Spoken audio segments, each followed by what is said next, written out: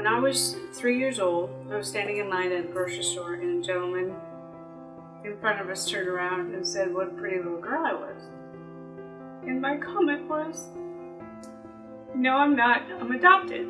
Found out about my adoption when I was 47 years old, and it came as an enormous surprise. It felt wrong that somebody gave me away, and yet it felt really good that I was adopted and somebody took me in. So I felt very confused for a lot of years. In my generation, there weren't any books or support groups or people that I could go to for help to help me work through what was going on with me. My first suicide attempt was when I was 14, and it was because I was rejected by a boyfriend. We adoptees, we're a minority that not many people recognize, not many people understand. And to go into a room and hear somebody talk about their experience growing up being adopted, it was like, I'm not the only one, man. I felt like I was hearing myself talk.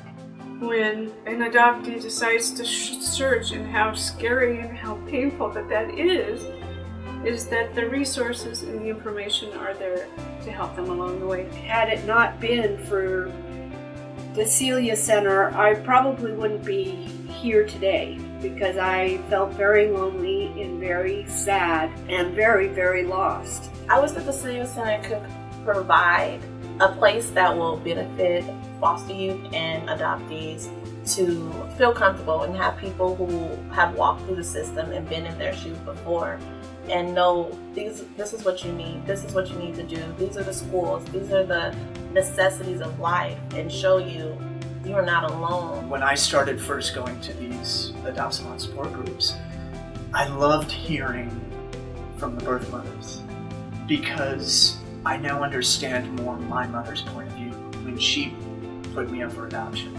As a parent and as a clinician, I've been very grateful for the Celia Center. I'm so glad that for my own daughter, I know that I can offer her a very specific kind of support. Hear stories from birth parents and adopted parents and adoptees all in the same room creates such a beautiful conversation. To sit in a room and have an adoptive mom talk about being in the delivery room when her baby was born and be sitting next to a birth mother who said, "I was in the room too when my baby was born."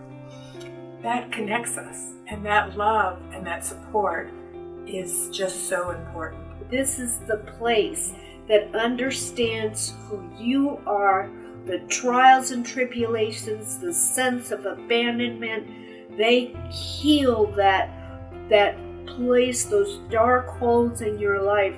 You can't find that anywhere else.